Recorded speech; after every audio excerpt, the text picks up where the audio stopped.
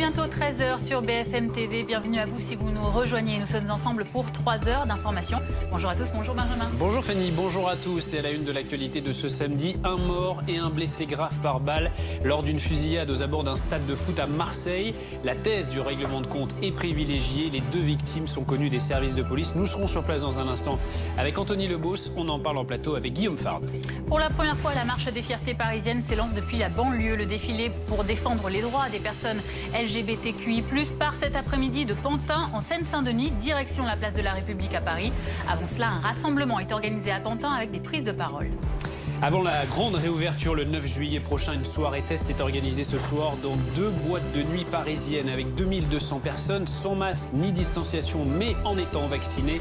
Nous serons devant l'une de ces deux salles, la machine du Moulin Rouge, avec Antoine Eulard. Et puis un séisme de magnitude 4 a réveillé les habitants du nord de Strasbourg ce matin. Une secousse due à une activité humaine selon les spécialistes. Il serait dû à un projet de géothermie pourtant mis à l'arrêt depuis décembre dernier.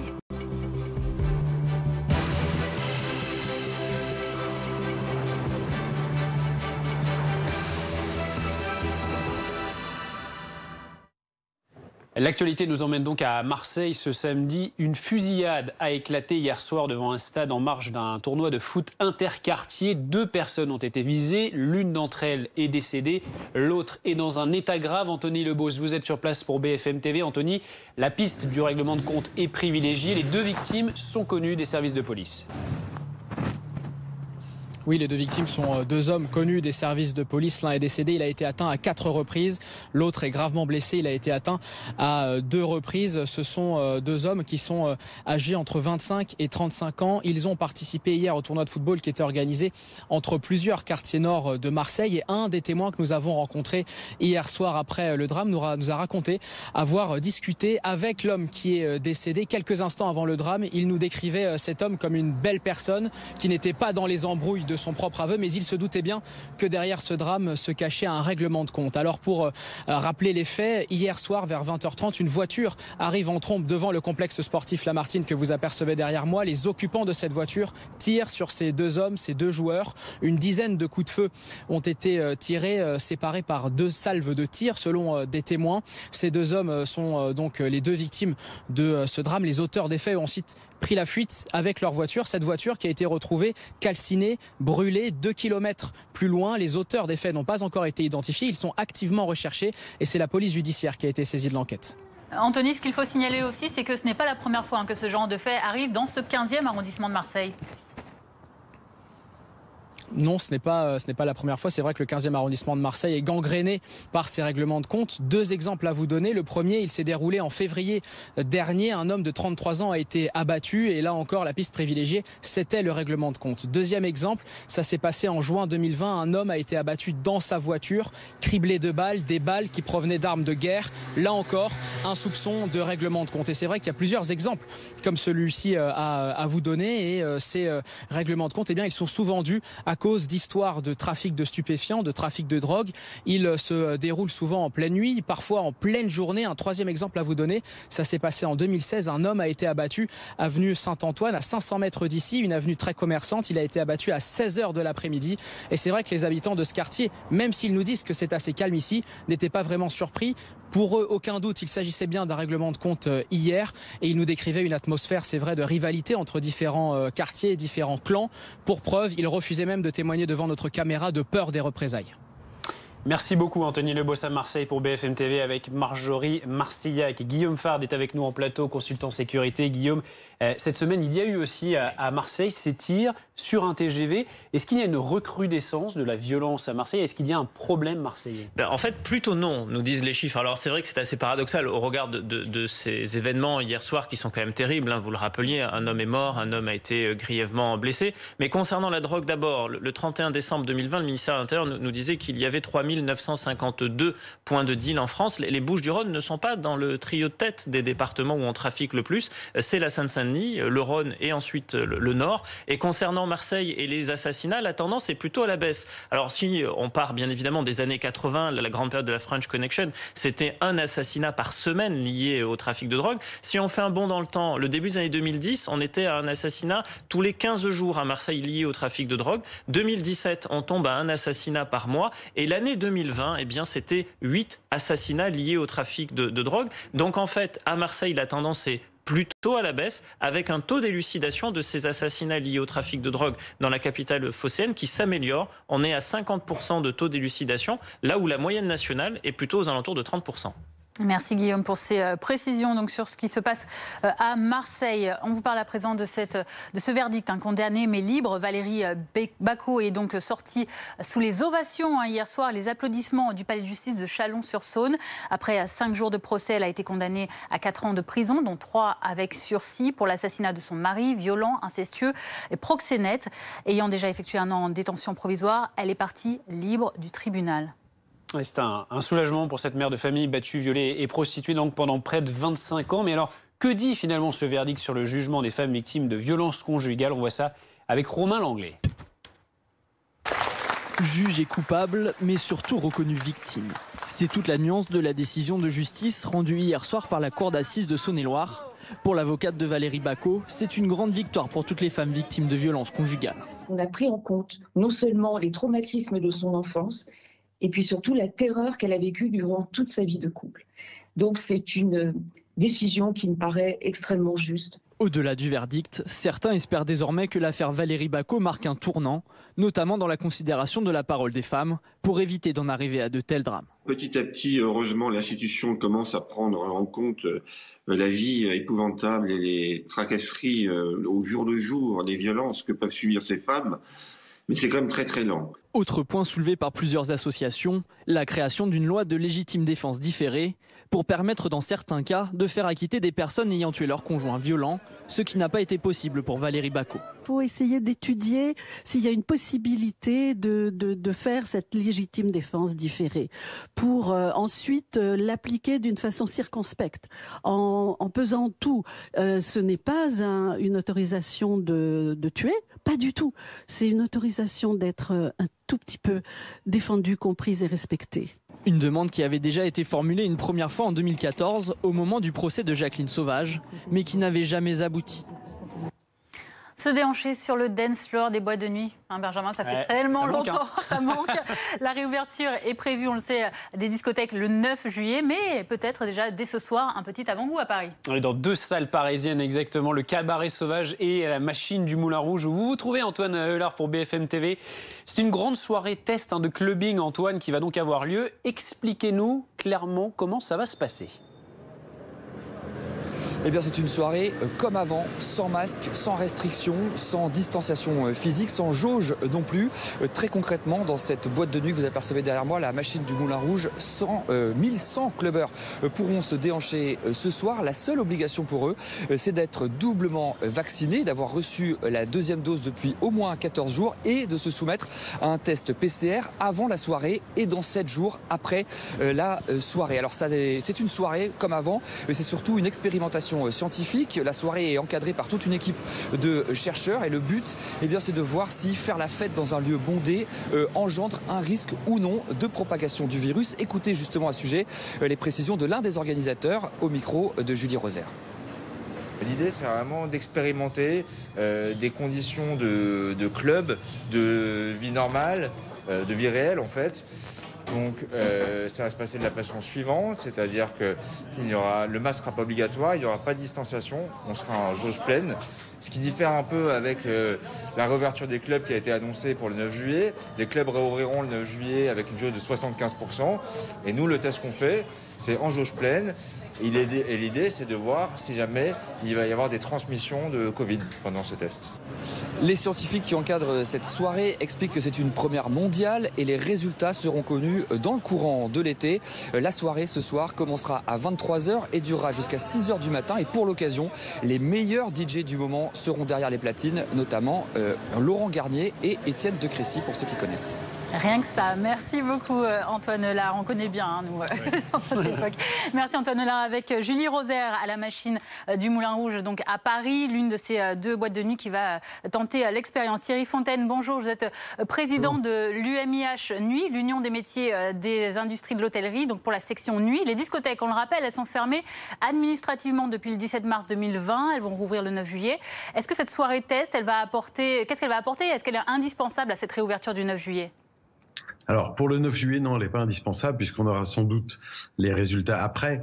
En revanche, pour nos renégociations sur les protocoles qui auront lieu fin juillet, voire fin août, elle va être très importante puisque, comme l'intervenant l'a dit, on a une jauge aujourd'hui à 75% et on aimerait avoir des protocoles un peu plus allégés, une jauge à 100% dès le mois d'août si c'est possible, voire septembre.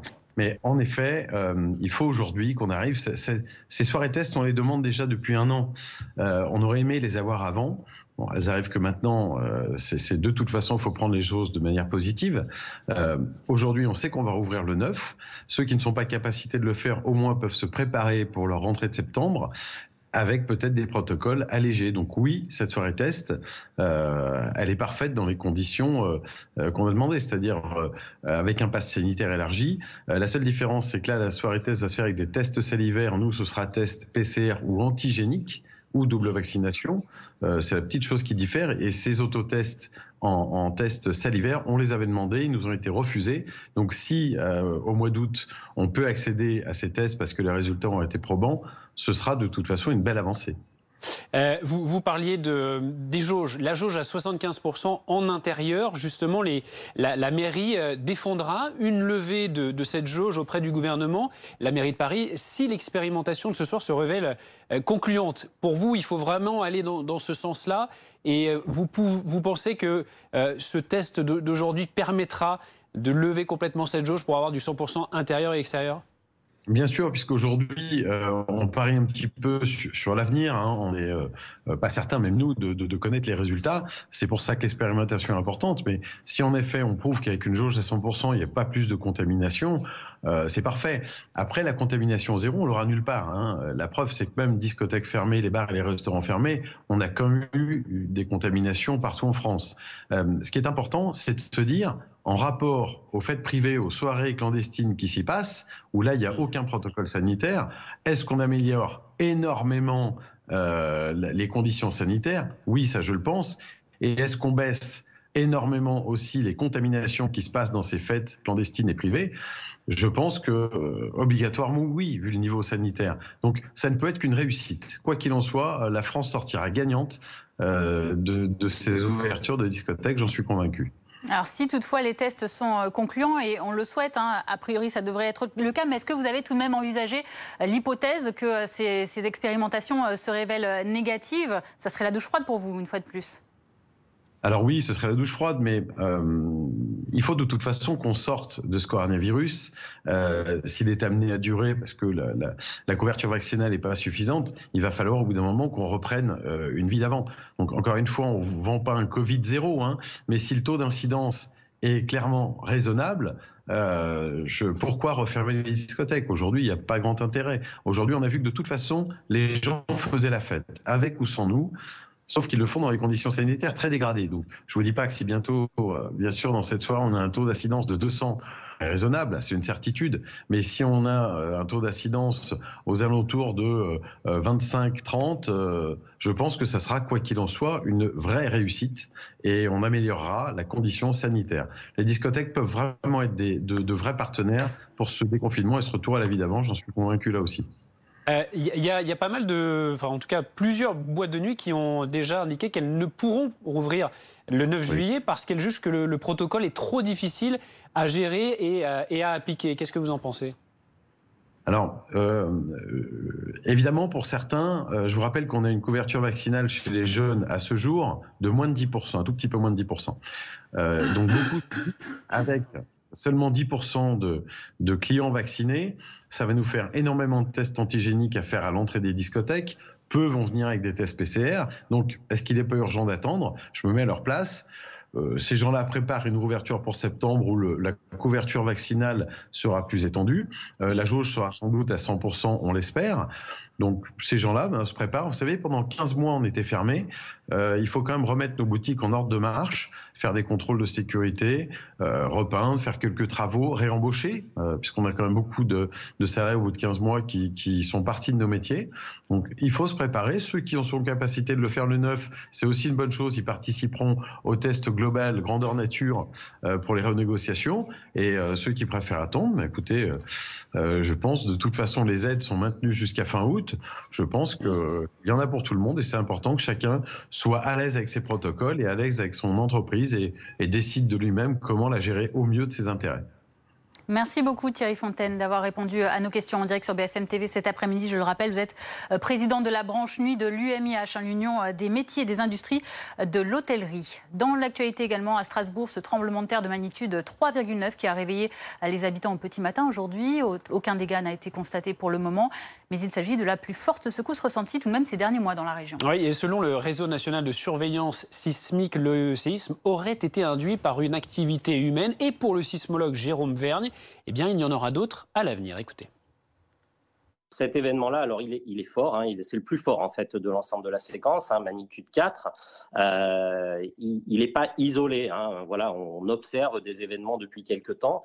On connaît cette fameuse structure géologique, donc il est possible, voire même probable, évidemment, qu'on continue à avoir des événements dans le futur. On espère des événements d'une magnitude pas trop importante pour pas qu'ils soient ressentis ou qu'ils fassent de dégâts. En tout cas, ça montre bien qu'il faut avoir une surveillance vraiment long terme de ces projets, même après leur arrêt, et puis pouvoir probablement garder une espèce de capacité éventuellement à intervenir sur ce type de système.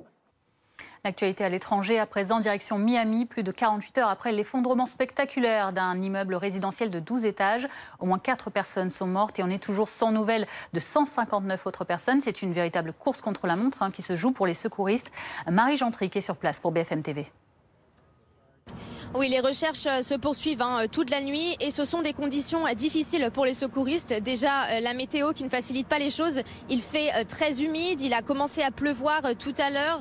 Après, ça s'est rapidement calmé, heureusement. Et puis, autre facteur qui rend la situation extrêmement difficile, c'est cet immense nuage de poussière, cet immense nuage de fumée qui entoure les lieux, l'endroit où cet immeuble s'est effondré. Un nuage de fumée qui rend la respiration difficile, qui pique les yeux. Donc vraiment des conditions qui sont compliquées pour les secouristes. Et pourtant, malgré ces conditions, malgré la météo, il y a beaucoup de gens qui sont présents en plein milieu de la nuit ici à Miami. Il y a des voisins qui sont venus prier pour les personnes qui sont toujours portées disparues. Il y a également des bénévoles et puis il y a les proches des personnes portées disparues. Je parlais tout à l'heure avec un jeune homme qui m'expliquait que l'une de ses amies était dans l'immeuble lorsque l'immeuble s'est effondré. Pour le moment, il n'a toujours pas de nouvelles. Cette personne est portée disparue. Mais pourtant, le jeune homme a de l'espoir. Il pense qu'il est encore possible que son amie soit vivante sous les décombres. Il m'expliquait que c'est ce qu'on a déjà vu dans d'autres pays, des personnes qui parfois sont rescapées après avoir passé plusieurs jours sous les débris. La politique à présent, nous sommes, vous le savez, depuis minuit en période de réserve. Beaucoup de questions sur la participation à la veille de ce second tour des élections régionales et départementales. C'est l'un des principaux enjeux de ce dimanche décisif. On va scruter le retour ou pas des électeurs dans les bureaux de vote. Des bureaux qui seront plus nombreux, notamment à Marseille. Vous vous souvenez, dimanche dernier, une quarantaine n'avait pas pu ouvrir à l'heure à cause de l'absence d'assesseurs. Alors cette fois-ci, on est allé carrément les chercher. Comment? Élément de réponse, Florian Perrin avec Jérémy Charrier. Karima Friga montre fièrement sur son téléphone sa convocation pour demain. Elle s'est portée volontaire pour être assesseur dans un bureau de vote à Marseille. J'ai vu qu'il y avait d'énormes difficultés dimanche dernier par rapport au vote, des bureaux qui ont ouvert tardivement, d'autres qui ont ouvert vraiment, qui étaient complètement fermés, qui ont ouvert que dans l'après-midi. Et mon bureau également, où il y avait énormément, la file d'attente était vraiment très longue. Et dès le lundi, je me suis renseignée pour pouvoir m'inscrire pour le deuxième tour. Dimanche dernier, une quarantaine de bureaux de vote sur les 481 n'ont pas ouvert à l'heure, faute d'assesseurs dans la cité phocéenne. Karima Friga est fonctionnaire dans les écoles maternelles. Après les dysfonctionnements du premier tour, elle n'a pas hésité à se rendre disponible. C'est un devoir de citoyen. Et puis aussi, je vous avoue qu'il y a les témoignages de nos collègues qui ont été en très grosse difficulté. À Marseille, les agents territoriaux, présidents et assesseurs de bureaux de vote sont indemnisés de 160 € bruts par jour. Mais pour attirer davantage de volontaires, l'indemnité a été augmentée à 350 € à la demande des syndicats, comme l'explique Patrick Ruet, secrétaire général FO à la mairie. Même les agents qui avaient fait le premier tour, dans des conditions si difficiles, que bon, ils n'étaient pas très chauds pour le deuxième tour. Donc nous avons fait en sorte que à la fois la rémunération soit compensée et à la fois les conditions d'accueil et de travail des agents soient les meilleures. Et ça, c'est vraiment le rôle du syndicat. Pour le second tour, 2000 à 2500 personnes, en majorité des fonctionnaires, ont répondu présentes. Tous les bureaux de vote phocéens devraient donc ouvrir à l'heure. Et journée spéciale sur BFM TV demain, tout au long de la journée de votre dimanche. La participation à midi sera l'un des moments importants, avec donc ce premier chiffre qui nous sera communiqué par le ministère de l'Intérieur. Le deuxième, ce sera à 17h. Et puis l'édition spéciale, vous l'avez vu, qui démarrera à 16h, 20h les résultats. Et notre grande soirée électorale avec donc tous nos journalistes, éditorialistes politiques et nos invités en plateau. Et à suivre, restez avec nous dans quelques instants. Nous reviendrons sur ce séisme qui a réveillé les habitants du nord de la ville de Strasbourg aujourd'hui. Séisme de magnitude 3,9 sur l'échelle de Richter et qui aurait une origine humaine selon les spécialistes. Une origine attribuée à un ancien projet de géothermie situé dans les alentours de la ville et qui était arrêté depuis le mois de décembre. On vous en parle dans notre prochain journal. À tout de suite.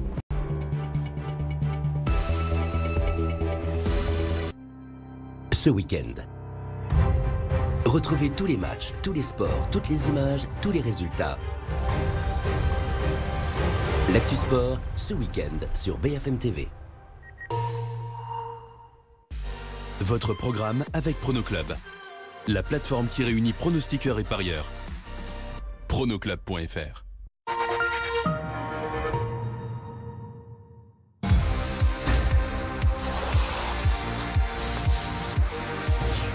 Quand on veut raconter une histoire, quand on n'est pas connu, il faut parler un peu fort.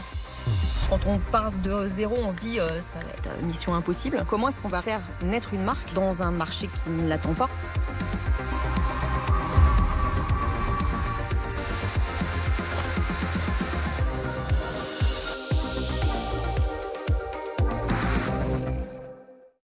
Je comprends pas trop votre dialecte, mais il y a du monde qui compte sur vous, les gars. Rejoins 11 millions de parieurs sur BetClick. Vous voyez une différence entre ces deux voitures ? Celle de droite a été achetée beaucoup moins cher sur Internet. Et oui, sur aramisauto.com, vous avez jusqu'à moins 30% sur votre voiture neuve. Et on vous la livre à domicile sans supplément. Aramis Auto. Vous faisiez comment pour acheter une voiture avant ?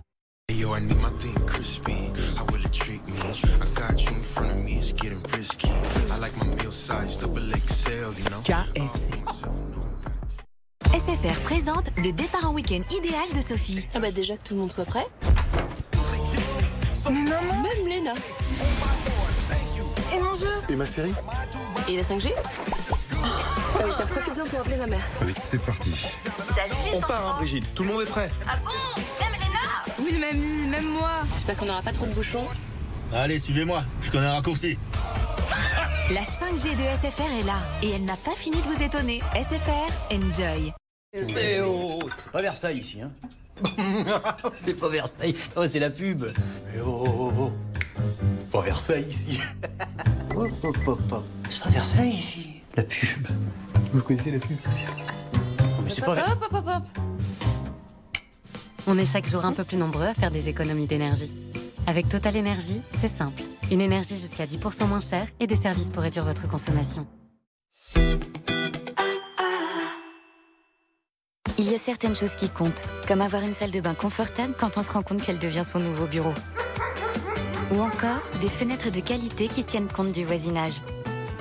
Se sentir bien chez soi, c'est une des choses qui compte le plus. Et pour rendre ça possible, vous pouvez compter sur nous. La Paire, la qualité réservée à tous. La nouvelle agriculture.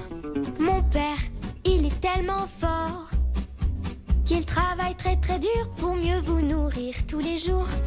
Papa, y a pas plus fort que toi. Bravo, c'est très bon. Je suis si fière de toi. Depuis plus de 10 ans, et aujourd'hui plus encore, nous travaillons dur pour améliorer la qualité de votre alimentation. Avec votre soutien, nous continuerons encore longtemps. La nouvelle agriculture, la marque des agriculteurs.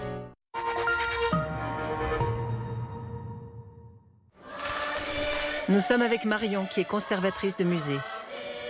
Dans son travail, elle prend soin de centaines d'œuvres et veille à ce qu'elles restent en bon état. Et quand il lui arrive un pépin, elle attend de son assurance qu'elle fasse la même chose.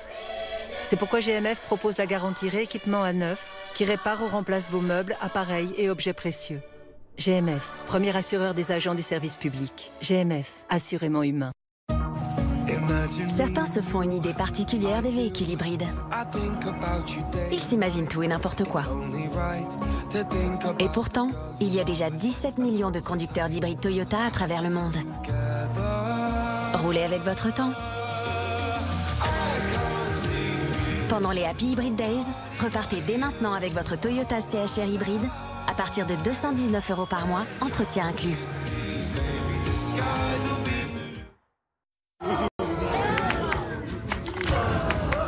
Quand c'est mieux,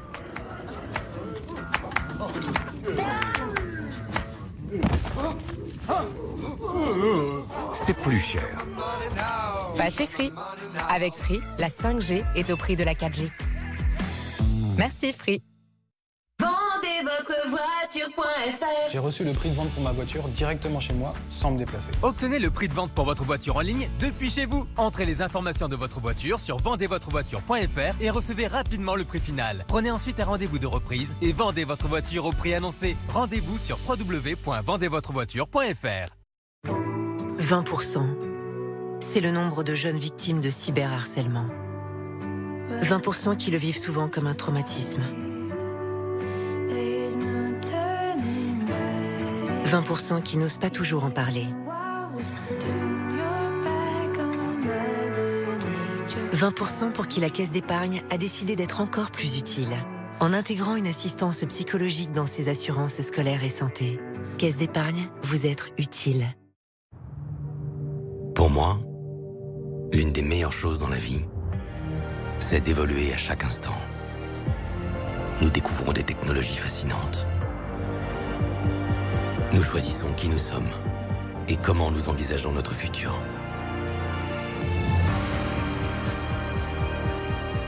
Et vous, comment sera le vôtre?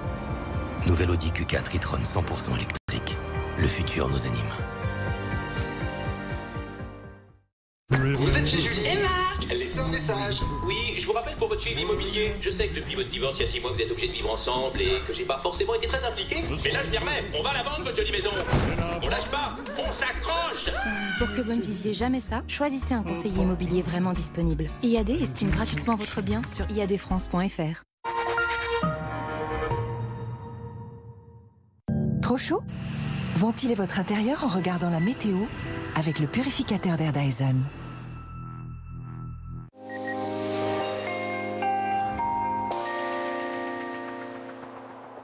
Et nous sommes toujours sous l'influence de cette goutte froide sur les îles britanniques. Résultat, toujours un temps qui reste agité.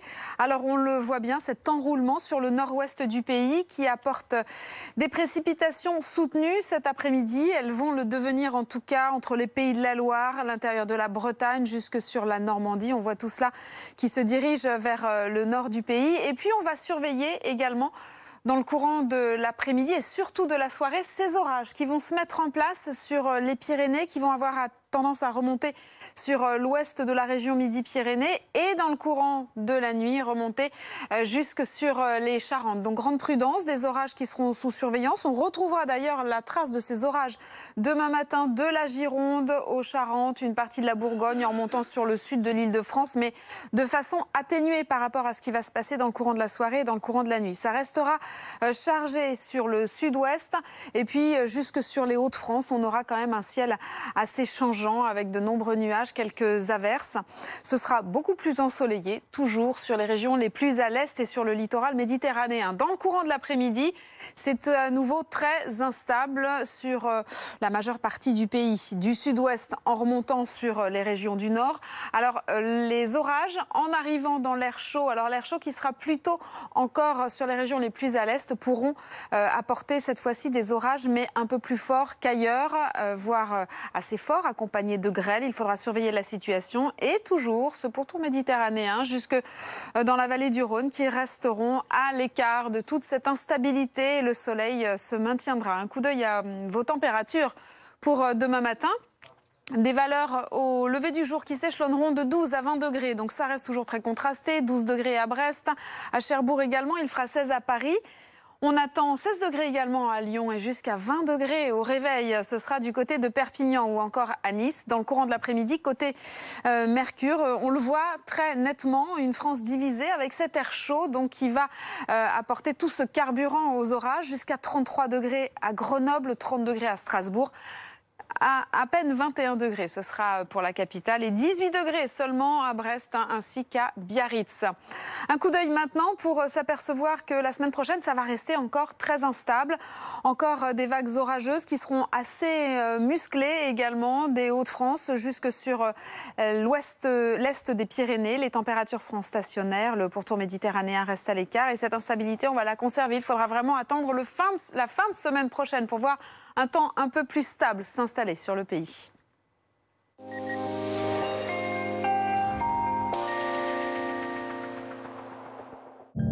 C'était la météo avec Dyson. Ventilez votre intérieur avec le purificateur d'air Dyson. Bientôt 13h30 sur BFM TV, à la une de l'actualité, ce séisme de 3,9 sur l'échelle de Richter qui a réveillé les habitants du nord de Strasbourg ce matin. En cause, un projet de géothermie mis à l'arrêt en décembre dernier. Une origine induite, c'est-à-dire d'origine humaine, selon les spécialistes. Heureusement, aucune victime n'est à déplorer. Reportage dans ce journal. La marche des fiertés LGBT cet après-midi, pour la première fois depuis sa création en 1977, elle partira de banlieue à Pantin en Seine-Saint-Denis pour aller jusqu'à République. Nous serons à Pantin dans un instant avec Dominique Marie. Le procès de Valérie Bacot, ressorti libre hier et sous les applaudissements. C'est l'épilogue d'un mariage marqué par les violences psychologiques et sexuelles. Nos envoyés spéciaux ont suivi ce procès de sa préparation jusqu'au verdict. Grand reportage de la rédaction à suivre dans quelques minutes. Les Strasbourgeois se sont donc réveillés ce matin par un séisme de magnitude 3,9. Un second de force 2 a suivi 5 minutes plus tard. Le premier et le plus fort enregistré ces derniers mois dans la région. Son origine serait liée à une activité humaine, un projet de géothermie profonde au nord de Strasbourg, stoppé au mois de décembre et qui avait déjà provoqué des précédentes secousses. Sarah Saïdi avec Olivier Boulinc. L'Aventsenau sur la frontière allemande, à 5 km au nord de Strasbourg. C'est sur cette commune que l'épicentre du séisme a été détecté. De magnitude 4 sur l'échelle de Richter, il a réveillé la population en pleine nuit. Et ça m'a beaucoup perturbé, ça m'a réveillé directement. Et j'ai pas compris en fait ce qui s'est passé, c'est venu d'un seul coup, les meubles ont tremblé et tout, c'était assez impressionnant. En pleine nuit, le lit qui commence à trembler, alors je me suis dit, merde, un mauvais rêve. Cette caméra de vidéosurveillance fonctionnait au moment du séisme. Un tremblement de terre qui n'est pas isolé, il y en a eu plusieurs depuis 2018. Ces séismes sont liés à un projet de géothermie profonde développé dans la région, une activité officiellement arrêtée en décembre 2020, mais la terre continue de trembler. On continue quand même, nous, avec nos réseaux sismologiques, à enregistrer une activité sismique continue, avec d'ailleurs même quelques événements sismiques qui avaient été ressentis plus faibles par la population ces derniers mois. Donc en fait, tous ces éléments clairement permettent d'associer cet événement à la suite, si vous voulez, à la remise, si vous voulez, en état du système suite aux opérations qui avaient été effectuées sur site. Une réunion de crise s'est tenue ce matin à la mairie de l'Aventsenau. Ce séisme n'a fait ni dégâts ni blessés. C'est une première à Paris. Cette année, la marche des fiertés, anciennement appelée Gay Pride, prend son départ depuis la banlieue avant de rejoindre la place de la République dans la capitale. Coup d'envoi du défilé prévu à 15h depuis l'église de Pantin. Dominique Marie, vous êtes dans la commune de Seine-Saint-Denis pour BFM TV. Avant cela, Dominique, un rassemblement est organisé dans la commune autour d'un village associatif. Qu'est-il prévu ? Oui, vous le voyez bien. Écoutez, il y a des dizaines de stands d'associations qui étaient montés ici à Pantin, tout près des quais, effectivement juste à côté, avec des associations qui font de l'éducation sexuelle, la santé, question d'addiction aussi, voilà. On parle de toutes ces choses. Il y a aussi, on est à Pantin et c'est vrai que c'est une première, une marche des fiertés qui part de banlieue. On met un coup de projecteur sur ces associations homosexuelles qui sont en banlieue. Vous voyez, il y a beaucoup de monde, je vous le disais. Notamment, il y a Youssef qui représente l'une de ces associations, Saint-Denis Ville au cœur. Absolument. Quelle différence différence finalement avec une association qui est plutôt installée dans Paris, dans la capitale? Si vous voulez, la différence entre Paris et nos territoires, c'est que nous, concrètement, il ne se passe rien en matière de politique publique, en matière d'accès aux droits LGBTQI+. Et en plus de ça, on est obligé de subir la stigmatisation qui touche nos quartiers populaires et toutes ces campagnes, justement, qui sont souvent fondées sur du racisme et de l'islamophobie. Donc nous, justement, on va lutter sur tous les fronts. Lutter sur tous les fronts. Merci d'avoir été avec nous en direct. On va se diriger maintenant vers le porte-parole de cet inter-LGBT qui organise cette marche des fiertés. On le voit, il y a encore des combats à mener malgré quand même quelques progrès. Il y a encore beaucoup de choses à faire. Aujourd'hui, on est là pour mettre un coup de projecteur sur ces associations qui se battent, qui sont sur le terrain, et pour dire que clairement, il faut que ces associations soient soutenues par les pouvoirs publics. Aujourd'hui, on a un plan qui est en dessous des enjeux. Il faut clairement des moyens financiers pour les associations. Ces associations, c'est que des bénévoles, ce sont que des bénévoles, ce sont que des gens qui font ça sur leur temps libre. Si vous allez dans d'autres pays d'Europe, je pense à l'Allemagne, je pense aux Pays-Bas, vous avez des professionnels qui sont là au quotidien pour accueillir et répondre aux questions que peuvent avoir les personnes LGBT pour les accompagner.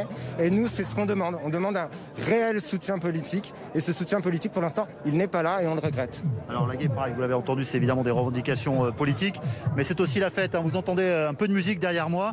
Tout à l'heure, il y aura cette manifestation qui va s'élancer ici depuis Pantin, au nord-est de Paris, en direction de la place de la République. Merci Dominique Marie, en direct donc de Pantin en Seine-Saint-Denis. Avant le départ à 15h, on vous le rappelle, donc de cette parade en direction de Paris. Dans l'actualité également, cet homme tué et un autre grièvement blessé par balle hier soir en marge d'un tournoi de football interquartier dans le 15e arrondissement de Marseille. Les deux victimes qui jouaient lors d'un match sont connues des forces de police. Les auteurs présumés, eux, ont pris la fuite. À ce stade, la police judiciaire en charge de l'enquête privilégie la piste du règlement de compte. Anthony Lebos, Laura Cadeau, Marjorie Marcillac avec Guillaume Barqui. La scène s'est déroulée hier soir en marge d'un tournoi de football interquartier.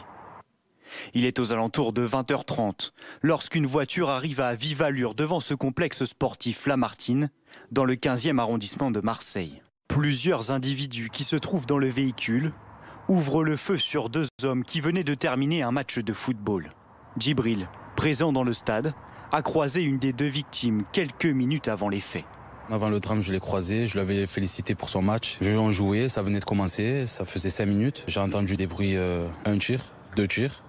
J'ai cru que c'était des pétards, j'ai dit à mon collègue que c'était des pétards. Et au bout du 3e, j'ai compris que c'était pas des pétards. Ça allait très très vite, les tribunes, tout le monde se marchait dessus. Les deux joueurs sont grièvement blessés par balle. Les auteurs, eux, prennent la fuite à bord de leur véhicule. Rapidement, les secours interviennent. Un des deux hommes touchés à 4 reprises succombe à ses blessures. Le deuxième est grièvement blessé. Pour Nordine, qui commente les matchs sur les réseaux sociaux, c'est la stupeur. Le sentiment de l'équipe, c'est la tristesse, le choc. Un moment difficile aussi pour les spectateurs. On essaie de prendre des nouvelles de tout le monde, on fait le travail jusqu'au bout. On ne va pas lâcher parce que c'est une compétition qui fédère. L'une des deux victimes est âgée de 32 ans. Les deux hommes sont connus des services de police. La voiture des fugitifs a été retrouvée à seulement 2 km du stade, entièrement calcinée. Mais toujours en fuite et recherchés, ils n'ont pas encore été identifiés.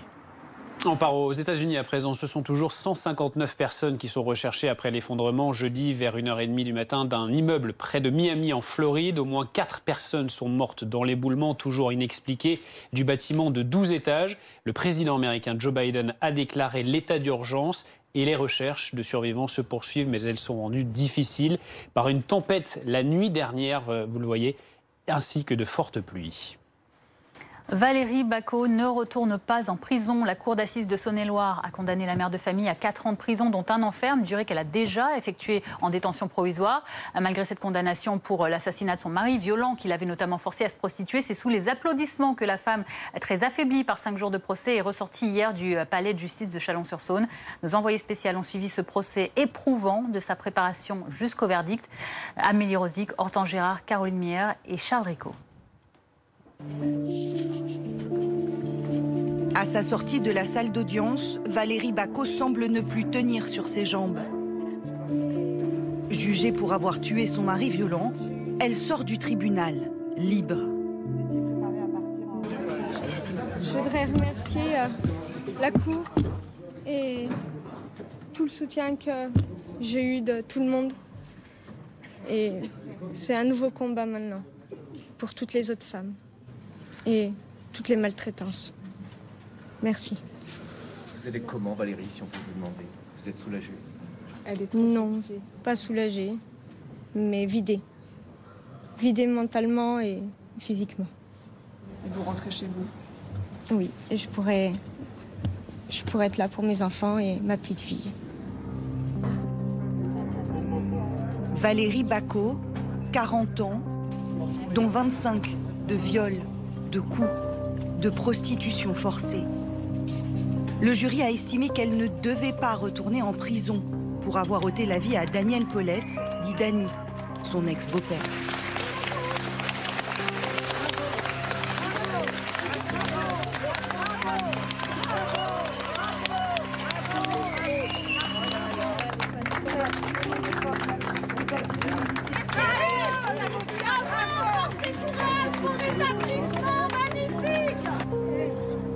C'est seulement dans les bras de ses enfants qu'elle commence à reprendre des couleurs.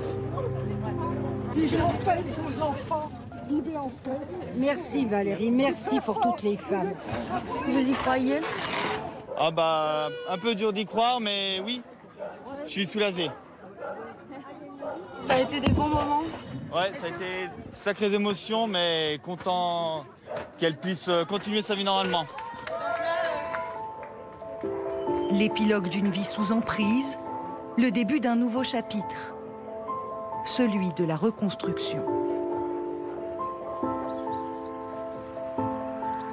L'histoire de Valérie Bacot commence dans ce village de Saône-et-Loire.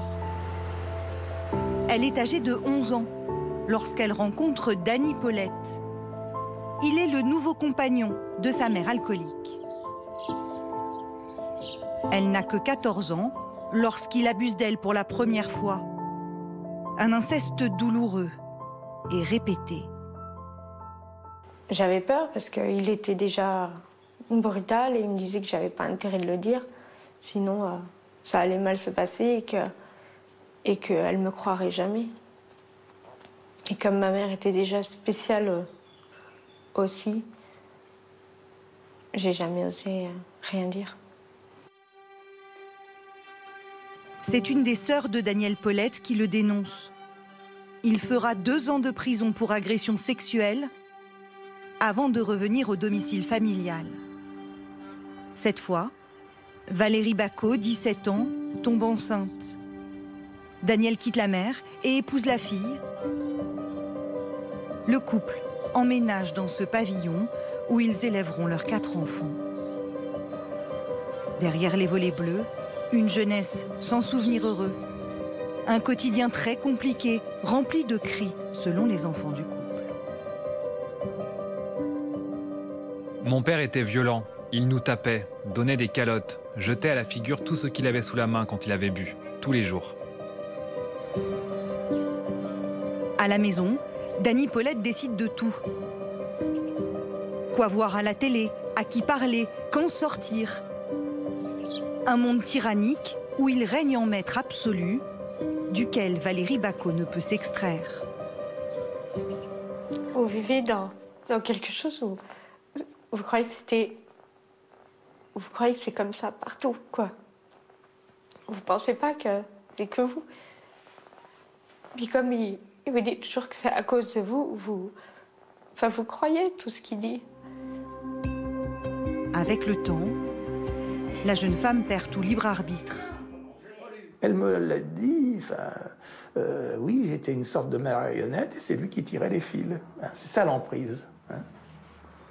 Donc, vaut mieux penser qu'on y est pour quelque chose que de penser qu'on ne vaut rien du tout, qu'on n'existe pas.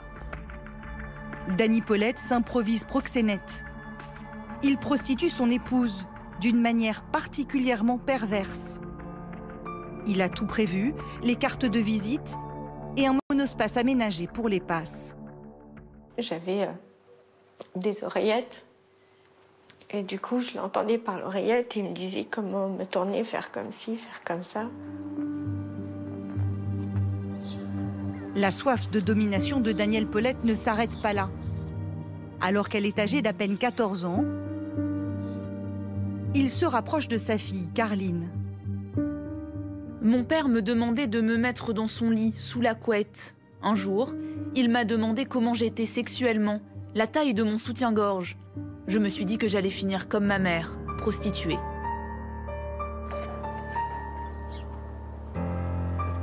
Valérie Bacot voit l'imminence du péril. C'est dans ce contexte qu'elle va passer à l'acte. Ce jour-là, il l'emmène en forêt pour une passe. Le client, très brutal, la viole. Sous les cris de son mari qui l'insulte et la menace. Valérie Bacot dit ne pas se souvenir de la scène. Mais elle avait amené une arme dans son sac. Elle abat son mari d'une balle dans la nuque. Je me souviens juste que j'étais encore toute nue, que je saignais. Le client est parti. Je me souviens qu'il est remonté dans la voiture et je me souviens juste du flash et de l'odeur.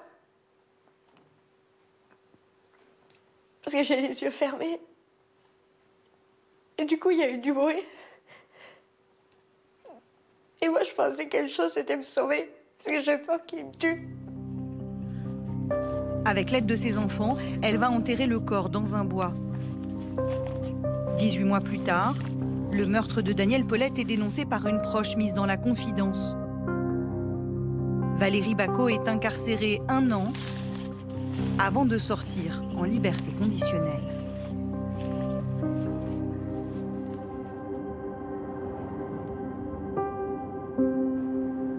Depuis, la mère de famille, au look adolescent, prépare son procès avec une certaine résignation, persuadée qu'elle va retourner en prison. Je prépare comme si c'était la fin de ma vie, quoi, de liberté. Donc je parle toujours, il faut que je fasse ça avant de partir, il faut que je fasse ça avant de partir.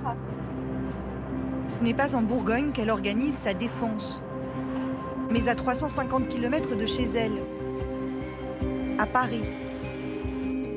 C'est là qu'elle retrouve ses avocates. Bon Valérie, comment vous sentez à l'approche du procès?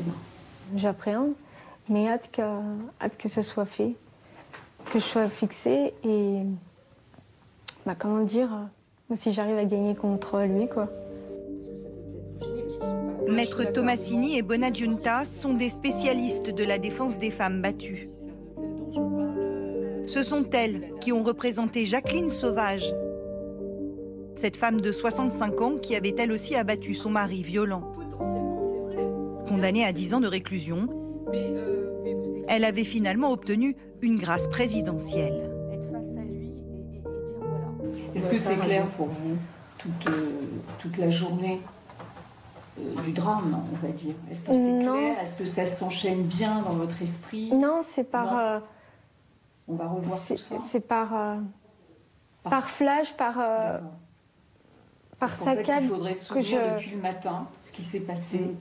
Parce que là, la présidente, elle vous interrogera là-dessus. Hein, vous aurez des questions. Donc il faut quand même vous préparer. À son procès, 4 semaines plus tard, Valérie Bacot apparaît très entourée par ses proches et ses enfants.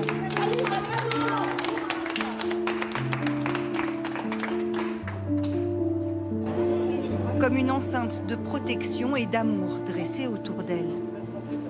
Elle regrette son geste. Elle le dit elle-même, elle a tué un homme. Donc en cela, elle sait que la société peut demander sa condamnation. Maintenant, elle va s'expliquer. Pendant 5 jours, devant la cour d'assises de Chalon-sur-Saône, les avocates vont tenter de faire bouger les lignes. Valérie Bacot est coupable, mais avait-elle un autre choix? Comment la société aujourd'hui peut envisager de renvoyer cette femme en détention? Pour moi, c'est inimaginable. J'espère que la Cour, les jurés vont comprendre que cette femme n'avait plus de capacité de discernement lorsqu'elle est passée à l'acte ce soir du 13 mars 2016. Ce procès, les avocates le plaident presque sans contradicteur. Dans la famille de la victime, personne ne s'est porté partie civile. Mireille Paulette, l'une des sœurs de Daniel, est même venue témoigner en faveur de Valérie Bacot. Moi, je suis venue aujourd'hui, en fait, pour défendre ma belle-sœur et dire ce qu'était mon frère. Une pourriture, un détraqué, pervers sexuel. Et voilà. Donc là, aujourd'hui, je suis pour défendre Valérie, ouais. Ce qui est sûr, c'est pas à moi qui manque. Hein. D'ailleurs, je crois qu'il manque à personne, en fait. C'est ça la vérité vraie. À la lumière de ces témoignages, de cette violence extrême subie pendant près de 25 ans, le ministère public a demandé la clémence. Valérie Bacot, victime au départ très clairement, ne pouvait pas prendre la vie de celui qui l'a terrorisée, l'a violée, l'a prostituée. Mais il faut fixer l'interdit sans réincarcérer. La peine doit accompagner plutôt que de retirer à nouveau. 5 ans de prison sont requis, dont 4 avec sursis. Comme elle a déjà fait 1 an de détention, cela voudrait dire que Valérie ne retourne pas en détention ce soir. Et quand elle a compris ce que ça voulait dire, elle a eu un éblouissement, une crise d'angoisse, elle a fait un malaise. Et là, elle est couchée par terre.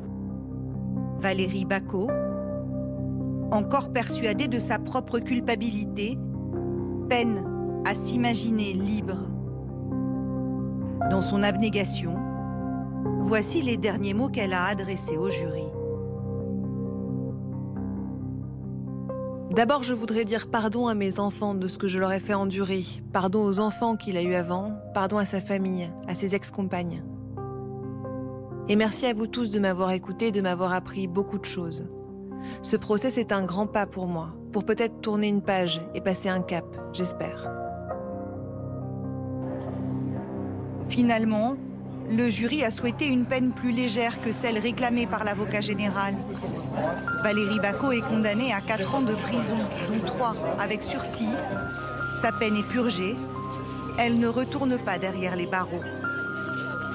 Le parquet ne fera pas appel. La Cour a tenu à lui souhaiter de retrouver paix et sérénité. Et tout de suite, un coup d'œil sur la météo avec Sandra Larue. Trop chaud? Ventilez votre intérieur en regardant la météo avec le purificateur d'air Dyson.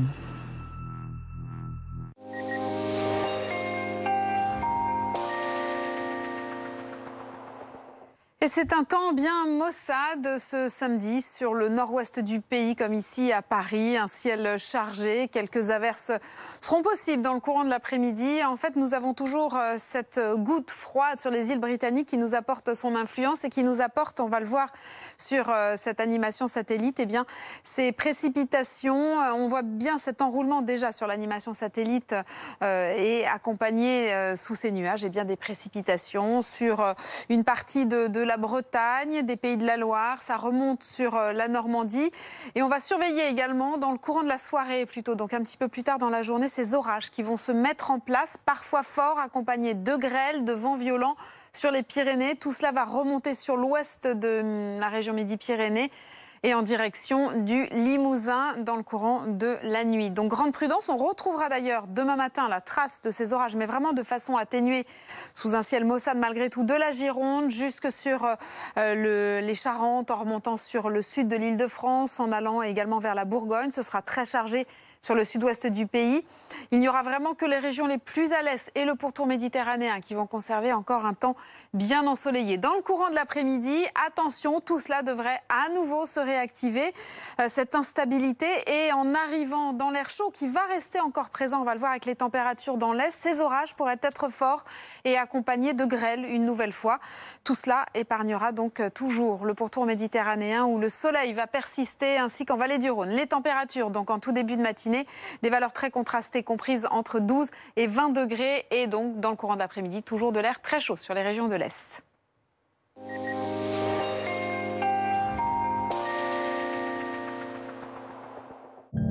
C'était la météo avec Dyson.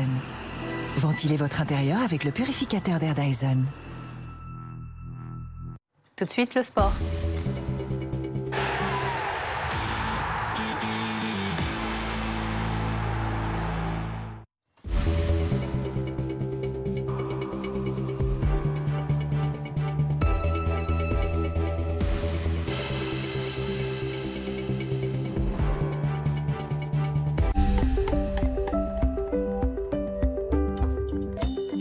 Chaque année en France, on diagnostique 4500 nouveaux cas de leucémie lymphoïde chronique, mais des progrès viennent d'être annoncés dans 2 congrès médicaux. Professeur Guillaume Cartron, comment définir cette maladie? Il s'agit d'une leucémie chronique caractérisée par une accumulation de globules blancs appelés lymphocytes dans le sang. 60% des patients au diagnostic n'auront pas besoin de traitement. Ce traitement repose aujourd'hui plus sur de la chimiothérapie, mais sur des médicaments qui ciblent la cellule malade, contrôlant mieux la maladie et améliorant la qualité de vie des patients, épargner des effets secondaires de la chimiothérapie. Est-ce que ces progrès changent l'espérance de vie de ces patients? Oui, ces progrès montrent que les traitements sont de plus en plus efficaces, plus courts et mieux tolérés que la chimiothérapie, améliorant la qualité de vie des patients et leur espérance de vie, aujourd'hui très proche de celle de la population générale. Merci et à très bientôt pour une nouvelle Minute Santé. Qui va diriger votre région, votre département? Y aura-t-il des surprises? Second tour des élections régionales et départementales. Demain, 18h, sur BFM TV. Suivez les soirées électorales avec la puissance de la fibre SFR Business, partenaire technologique.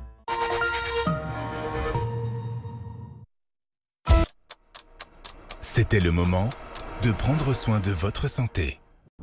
AstraZeneca, entreprise biopharmaceutique, repousse les frontières de la science pour développer des médicaments qui changent la vie des patients.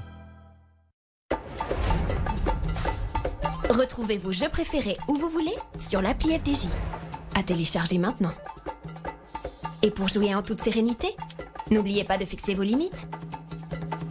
Vendezvotrevoiture.fr. Combien vaut votre voiture? Entrez les informations de votre voiture sur vendezvotrevoiture.fr et recevez le prix de vente final sans vous déplacer. Prenez ensuite un rendez-vous de reprise et vendez votre voiture au prix annoncé. Je recommande pour une vente simple et sans souci. Rendez-vous maintenant sur www.vendezvotrevoiture.fr.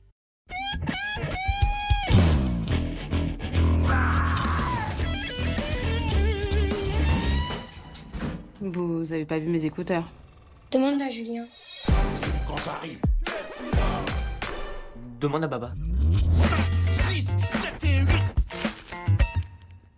Peut-être dans la salle de bain. De la musique et des podcasts pour toute la famille. Deezer Famille.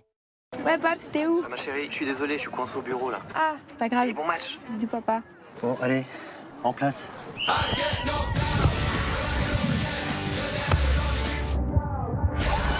J'ai fait ce que j'ai pu. Je pense que ça devrait lui plaire. Alors, on est à 12% cette année. On a laissé un peu... Yes. Ouais, Lily, j'ai tout vu. C'était magique. Merci, papa. Du grand spectacle en instantané avec iPhone 12 Pro et le grand réseau 5G Bouygues Télécom. On est fait pour être ensemble. Bouygues Télécom. Vous embêtez pas pour moi. Faites ta marionnette aussi. Continue. Bascule dans le game avec BetClick.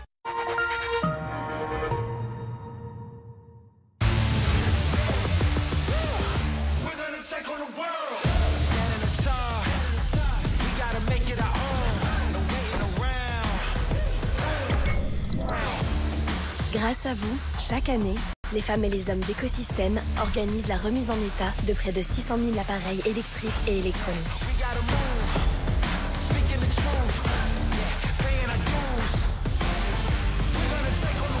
Écosystème, recycler, c'est protéger. Vous embêtez pas pour moi. Faites ta marionnette aussi. Continue. Bascule dans le game avec BetClick. Hola papa, je t'appelle pour te dire que je t'ai envoyé un peu d'argent. Parce que je veux vraiment que tu sois là le jour de mon mariage pour danser avec moi. En envoyant de l'argent, vous envoyez bien plus que de l'argent. Envoyez de l'argent en ligne vers un compte bancaire à partir de 90 centimes de frais de transfert. Western Union. Vous voyez une différence entre ces deux voitures? Celle de droite a été achetée beaucoup moins cher sur Internet. Et oui, sur aramisauto.com, vous avez jusqu'à moins 30% sur votre voiture neuve. Et on vous la livre à domicile sans supplément. Aramis Auto. Vous faisiez comment pour acheter une voiture avant?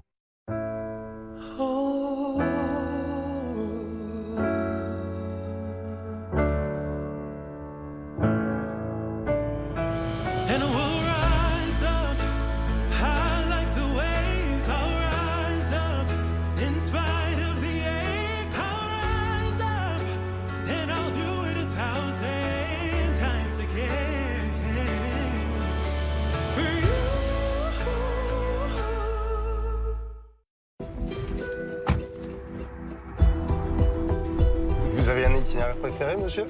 Monsieur? C'était chaud, c'était sensuel, c'était hyper fort.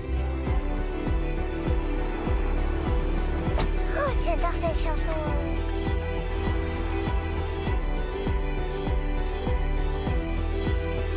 Retrouvez tous nos services sur l'appli G7. G7, être là pour vous. Avant d'acheter un nouvel appareil, sommes-nous sûrs que celui qui vient de nous lâcher n'est pas réparable? Choisir Maïf, c'est pouvoir privilégier les réparations plutôt que jeter. Maïf, assureur militant.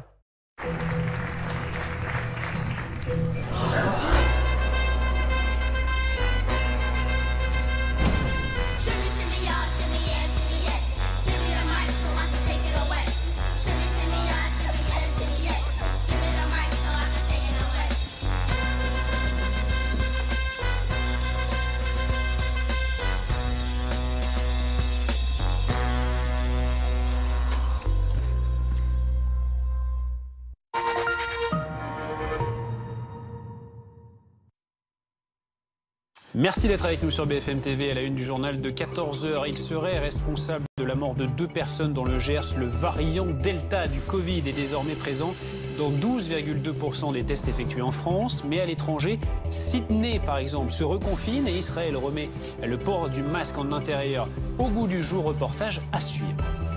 Ce devait être une grande soirée test pour les boîtes de nuit ce soir. 2200 personnes sans masque ni distanciation rassemblées dans 2 boîtes de nuit parisiennes. Soirée qui est finalement reportée. Le nombre de volontaires n'est pas suffisant pour avoir des résultats concluants selon les responsables de cette expérience.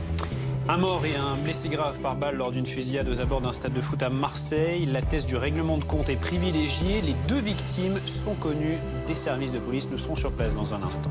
Et puis pour la première fois, la marche des fiertés parisiennes s'élance depuis la banlieue. Le défilé pour défendre les droits des personnes LGBTQI+, part cet après-midi de Pantin en Seine-Saint-Denis, direction la place de la République à Paris.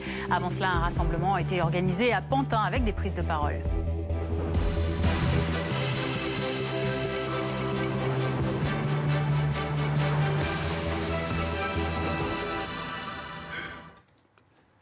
Déjà responsable d'une reprise épidémique au Royaume-Uni depuis quelques semaines, le variant Delta, plus contagieux, pourrait provoquer un rebond à l'échelle mondiale dès cet été si rien n'est fait pour le contrer rapidement, selon les spécialistes et autorités sanitaires. Vous le voyez, il représente désormais en France 12,2% des résultats positifs de tests. Dans l'autre monde, Sydney se reconfine. En Australie et en Israël, le port du masque redevient obligatoire en intérieur. Tour d'horizon avec Adrien Portron.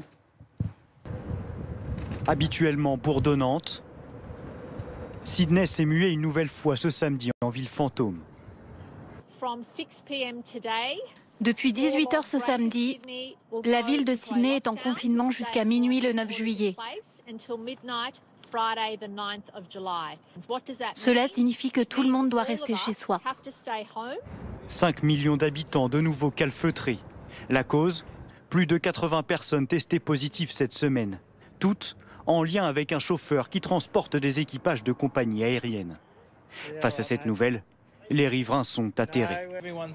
Tout le monde est déprimé, abattu, fatigué, contrarié. C'est juste une ville fantôme à nouveau. Aujourd'hui, on a l'impression d'un nouveau coup alors qu'on se relève lentement. Confinement strict aussi pour le Bangladesh à partir de lundi. Selon les autorités locales, le pays fait face à une augmentation dangereuse et alarmante des cas de contamination au variant Delta. Les 163 millions d'habitants doivent donc se barricader. Toutes les administrations publiques et les entreprises du secteur privé seront fermées. Seuls les déplacements à caractère médical seront autorisés. Pas de confinement en Espagne, mais les cas de contamination dans le pays s'envolent. En cause, un voyage d'étudiants à Palma de Majorque a entraîné un important foyer de contamination. Plusieurs centaines de personnes infectées et plusieurs milliers de jeunes en quarantaine dans cette région du pays. Nous sommes en direct avec le docteur Jean-Louis Teboul. Bonjour, merci d'être avec nous. Vous êtes chef de service médecine intensive et réanimation à l'hôpital Bicêtre. Il vous inquiète, ce variant Delta ? Oui, un petit peu. Il nous préoccupe beaucoup, bien évidemment, hein, quand on voit ce qui se passe autour de nous, c'est-à-dire en Grande-Bretagne, au Portugal, dans d'autres pays. Hein. Je crois qu'il y a 85 pays qui sont touchés actuellement. On ne peut pas être extrêmement serein. On est obligé d'être préoccupé, même si on peut prendre des mesures, bien sûr, pour éviter une vague dans notre pays. Alors parmi les mesures dont vous parlez, il y a peut-être la vaccination. Elle continue d'avancer, même si elle est un peu ralentie ces dernières semaines en France. Est-ce que les vaccins, dont 33 millions et quelques de Français ont déjà bénéficié des 2 doses, seront tout de même efficaces face à ce variant Delta ? Voilà, c'est une nouvelle qui est en effet bonne et confirmée par des études récentes qui montrent que les vaccins que nous avons à disposition, les vaccins ARN messagers, un peu moins pour l'AstraZeneca, mais surtout pour les ARN messagers, sont efficaces contre ce variant, au moins pour les formes symptomatiques, puisque 2 doses sont efficaces, je crois, à 88% pour éviter les formes symptomatiques, et surtout pour les hospitalisations, c'est-à-dire les cas les plus graves, où avoir 2 doses de vaccin protège à 94 ou 95%. Donc à la fois c'est une bonne nouvelle, et à la fois c'est un encouragement et c'est un signal très fort pour encourager les personnes non vaccinées à se faire vacciner, bien évidemment. Jean-Louis Teboul, alors qu'il y a l'évolution, on le voit, de ce variant Delta, est-ce que le gouvernement a bien fait de lever certaines restrictions sanitaires, comme le couvre-feu ou encore le port du masque en extérieur ? Alors, en ce qui concerne les mesures gouvernementales il y a quelques jours, moi j'avais dit déjà quelque part que la fin du match n'était pas sifflée par le Premier ministre à l'époque, parce qu'on n'en avait pas tout à fait fini. Alors les mesures extérieures, les mesures de contamination extérieure, la contamination extérieure est extrêmement peu probable, donc ça c'est une mesure qui est en effet tout à fait raisonnable. Le couvre-feu, faut voir, on n'a pas de données actuellement pour savoir si le couvre-feu, l'arrêt, la suspension du couvre-feu est une mesure qui est donc safe, si vous voulez.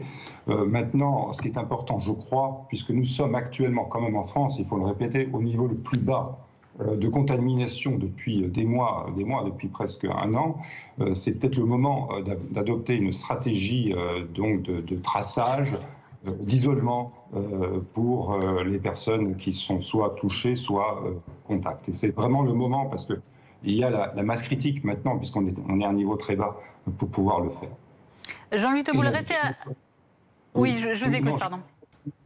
Non, et naturellement, toujours se protéger à l'intérieur. Hein. Encore une fois, ça, il ne faut pas lâcher prise sur la protection à l'intérieur, avec le masque à l'intérieur, avec le gel hydroalcoolique, etc. Restez avec nous, docteur Teboul. On va parler à présent de la réouverture des boîtes de nuit. Elle est prévue le 9 juillet prochain. Et ce soir devait avoir lieu une grande soirée test avec 2200 personnes dans 2 discothèques parisiennes. Nous en parlions encore tout à l'heure. Et finalement, on a appris que cette expérience est tout simplement reportée. Nous font savoir les organisateurs de cet événement appelé Reviens la nuit. On va rejoindre Antoine Lenoir. Antoine, vous êtes devant la machine du Moulin Rouge, une des 2 salles qui devait être concernée par cette expérience. Pourquoi cette décision plus que tardive, Antoine ? Écoutez, les organisateurs, dans un communiqué, expliquent qu'ils n'ont pas réussi à recruter suffisamment de participants pour cette soirée test. Ils recherchaient au total 4400 personnes. Alors des volontaires, il y en avait forcément beaucoup. Le problème, c'est que les critères pour être éligible étaient assez stricts. Il fallait avoir entre 18 et 49 ans, ne pas présenter de comorbidité et surtout être pleinement vacciné, c'est-à-dire avoir reçu les 2 injections et avoir reçu la 2e dose depuis au moins 14 jours. Et manifestement, c'est ce critère de vaccination qui a posé problème, parce qu'on le rappelle, la vaccination est ouverte à tous en France depuis le 31 mai seulement, depuis moins d'1 mois. Concrètement, ça veut dire que beaucoup de jeunes n'ont pas eu encore le temps de recevoir les 2 doses. Faute de participants suffisants pour que l'étude soit valable, les organisateurs expliquent que cette soirée test sera reportée à une date ultérieure. On rappelle que l'idée, c'était de permettre à 2200 personnes de faire la fête sans restriction dans 2 boîtes de nuit différentes. L'autre moitié des candidats devaient rester à la maison. Pas de restrictions, ça veut dire pas de masque, pas de distanciation physique, pas de jauge non plus, c'est-à-dire vraiment faire la fête comme avant pour voir si s'amuser dans un lieu bondé est un facteur de risque supplémentaire de propagation du virus parmi les personnes vaccinées. Merci Antoine Lard pour ces dernières précisions avec Julie Rosaire devant la machine du Moulin Rouge à Paris, qui était donc, on le rappelle, l'une de ces deux salles avec le Cabaret Sauvage ce soir à tester ces conditions d'accueil en boîte de nuit. Docteur Teboul, on en reparle avec vous. Alors l'expérience n'aura pas lieu, elle va être reportée, mais cela met aussi en avant le fait qu'il n'y a pas suffisamment de jeunes aujourd'hui qui soient vaccinés. Est-ce que c'est ça qu'il faut retenir ? Mais il y a deux choses qu'il faut retenir. La première chose, c'est ce que vous dites. En effet, c'est la confirmation qu'un nombre insuffisant de jeunes est vacciné. Mais moi, j'étais déjà surpris par cette expérimentation, puisque si on veut se mettre dans les conditions réelles de passe sanitaire pour l'ouverture des discothèques, c'est soit être vacciné, soit avoir un test PCR ou antigénique négatif dans les 48 à 72 heures précédentes. Et donc, pourquoi les organisateurs et ceux qui ont mené ces études n'ont pas utilisé les conditions réelles, et à ce moment-là, il y aurait eu plus de personnes qui auraient pu se présenter, comme ça a été le cas pour le concert test qui avait été fait à Indochine il y a quelques semaines. Donc, je n'ai pas bien compris la méthodologie. Merci beaucoup Jean-Louis Teboul d'avoir été avec nous sur BFM TV pour réagir donc, notamment sur le Delta et également sur cette information. Pas de soirée test dans 2 discothèques parisiennes ce soir. Soirée qui sera finalement reportée car il n'y a pas assez de participants, de volontaires pour cette expérience. L'actualité nous emmène aussi ce samedi à Marseille. Une fusillade a éclaté hier soir devant un stade de foot alors que se déroulait un tournoi interquartier. 2 personnes ont été visées. L'une d'entre elles est décédée, l'autre est dans un état grave. Anthony Lebos est sur place. La piste du règlement de compte est privilégiée. Les 2 victimes sont connues des services de police. Oui, les 2 victimes sont 2 hommes connus des services de police. L'un est décédé, il a été atteint à 4 reprises.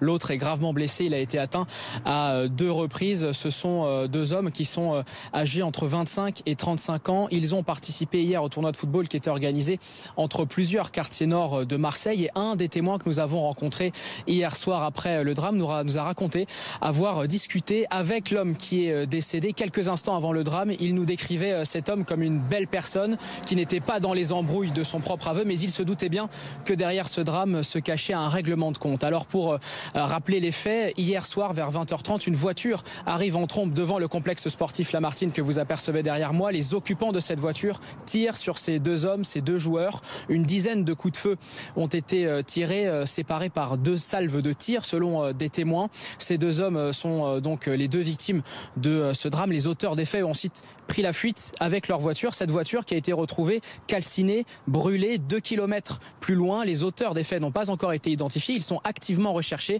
et c'est la police judiciaire qui a été saisie de l'enquête. Anthony, ce qu'il faut signaler aussi, c'est que ce n'est pas la première fois que ce genre de fait arrive dans ce 15e arrondissement de Marseille. Non, ce n'est pas la première fois. C'est vrai que le 15e arrondissement de Marseille est gangréné par ces règlements de compte. 2 exemples à vous donner. Le premier, il s'est déroulé en février dernier. Un homme de 33 ans a été abattu et là encore, la piste privilégiée, c'était le règlement de compte. Deuxième exemple, ça s'est passé en juin 2020. Un homme a été abattu dans sa voiture, criblé de balles, des balles qui provenaient d'armes de guerre. Là encore, un soupçon de règlement de compte. Et c'est vrai qu'il y a plusieurs exemples comme celui-ci à vous donner et ces règlements de compte, eh bien, ils sont souvent dus à cause d'histoires de trafic de stupéfiants, de trafic de drogue. Ils se déroulent souvent en pleine nuit, parfois en pleine journée. Un 3e exemple à vous donner, ça s'est passé en 2016. Un homme a été abattu avenue Saint-Antoine, à 500 mètres d'ici, une avenue très commerçante. Il a été abattu à 16h de l'après-midi. Et c'est vrai que les habitants de ce quartier, même s'ils nous disent que c'est assez calme ici, n'étaient pas vraiment surpris. Pour eux, aucun doute, il s'agissait bien d'un règlement de compte hier. Et ils nous décrivaient une atmosphère, c'est vrai, de rivalité entre différents quartiers et différents clans. Pour preuve, ils refusaient même de témoigner devant notre caméra de peur des représailles.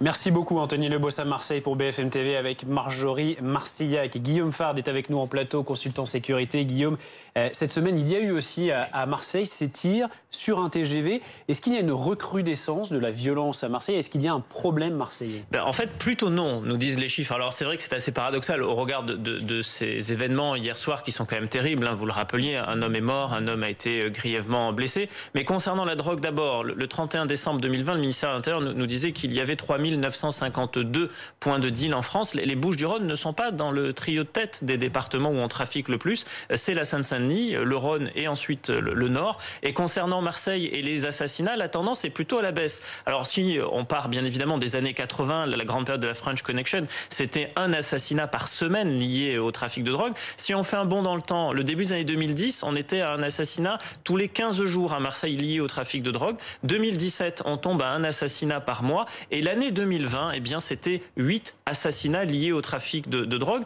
Donc en fait, à Marseille, la tendance est plutôt à la baisse, avec un taux d'élucidation de ces assassinats liés au trafic de drogue dans la capitale phocéenne qui s'améliore. On est à 50% de taux d'élucidation, là où la moyenne nationale est plutôt aux alentours de 30%. Condamnée mais libre, Valérie Bacot est sortie hier sous les ovations, les applaudissements du palais de justice de Chalon-sur-Saône. Après 5 jours de procès, elle a été condamnée à 4 ans de prison, dont 3 ans avec sursis pour l'assassinat de son mari, violent, incestueux et proxénète. Ayant déjà effectué 1 an en détention provisoire, elle est partie libre du tribunal. Vous voyez ces images de la jeune femme soutenue par ses avocates. Ouais, c'est un soulagement pour cette mère de famille battue, violée et prostituée pendant près de 25 ans. Mais alors, que dit ce verdict sur le jugement des femmes victimes de violences conjugales? On voit ça avec Romain Langlais. Juge et coupable, mais surtout reconnu victime. C'est toute la nuance de la décision de justice rendue hier soir par la cour d'assises de Saône-et-Loire. Pour l'avocate de Valérie Bacot, c'est une grande victoire pour toutes les femmes victimes de violences conjugales. On a pris en compte non seulement les traumatismes de son enfance, et puis surtout la terreur qu'elle a vécue durant toute sa vie de couple.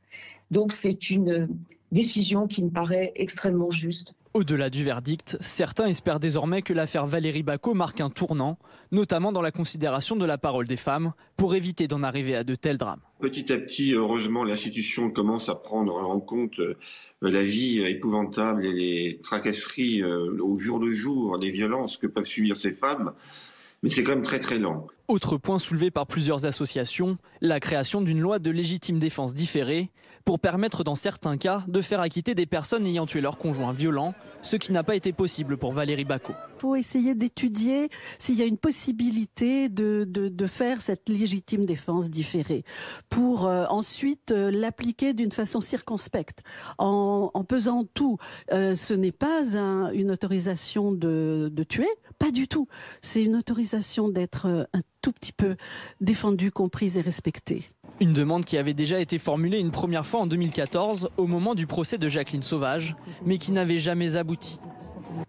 C'est une première à Paris cette année. La marche des fiertés, anciennement appelée Gay Pride, prend son départ depuis la banlieue avant de rejoindre la place de la République dans la capitale. Un défilé qui doit partir dans 3 quarts d'heure, à 15h, depuis l'église de Pantin. Dominique Marie, on vous retrouve dans la commune de Seine-Saint-Denis pour BFM TV. Avant cela, il y a un rassemblement qui est organisé à Pantin autour d'un village associatif. Une façon de montrer le trait d'union entre la banlieue et Paris sur les combats menés par les communautés LGBTI. Oui, l'occasion de mettre un coup de projecteur effectivement sur ces associations qui œuvrent en banlieue, avec aussi tout un tas de stands. Alors là, par exemple, il y a Saint-Denis Ville au Cœur, il y a Queer Pantin également, et puis des stands sur l'éducation sexuelle, la santé sexuelle, sur les addictions aussi, parce que avec le confinement, eh bien, elles ont explosé chez ces populations discriminées et fragilisées. Et puis la marche des fiertés, c'est évidemment aussi des discours plus politiques, avec un message et surtout un regret que la PMA, qui avait été effectivement dans le programme du candidat Macron, eh bien, est arrivée sans doute un peu tard, tout récemment en fin de mandature.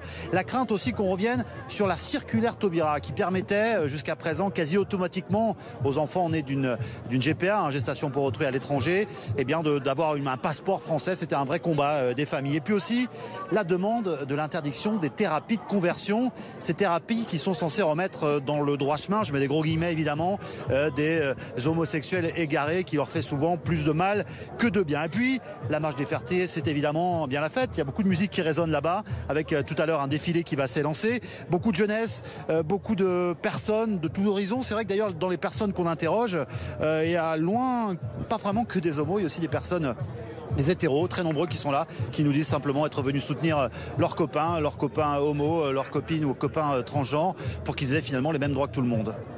Merci beaucoup Dominique Marie à Pantin donc pour BFM TV avec Camille Fournier. L'actualité à l'étranger à présent, la direction Miami, plus de 48 heures après l'effondrement spectaculaire d'un immeuble résidentiel de 12 étages.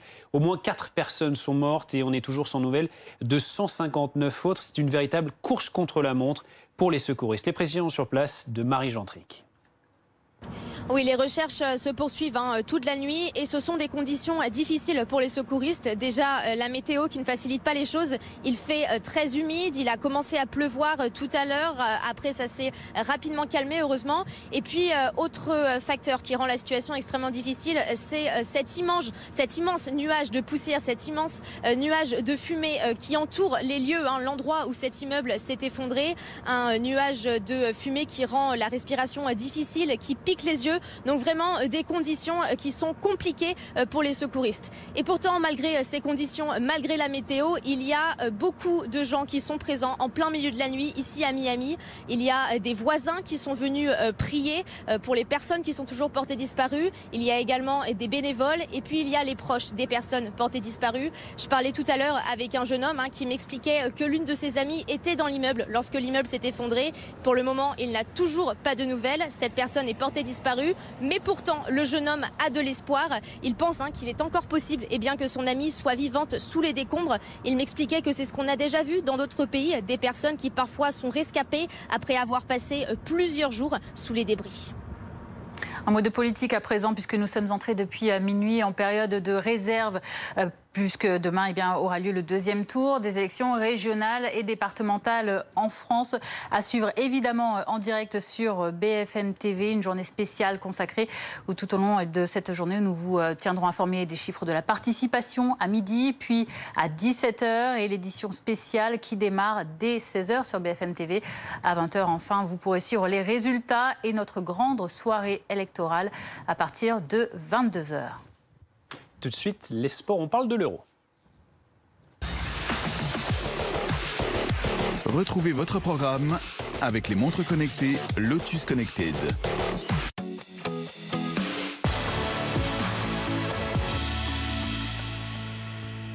Avec les 2 premiers huitièmes de finale de cet Euro 2020 de foot, vous le voyez, le Pays de Galles qui affrontera le Danemark à 18h et l'Italie face à l'Autriche, ce sera à 21h.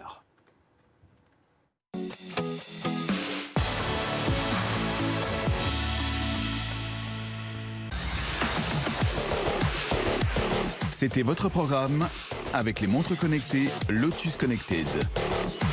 14h20 sur BFM TV, restez avec nous dans quelques instants. Nous reviendrons sur ce séisme qui a réveillé les habitants de Strasbourg ce matin. Un séisme de magnitude 3,9 sur l'échelle de Richter et qui serait lié à un projet de géothermie arrêté depuis le mois de décembre. Nous en parlons dans notre journal de 14h30. À tout de suite.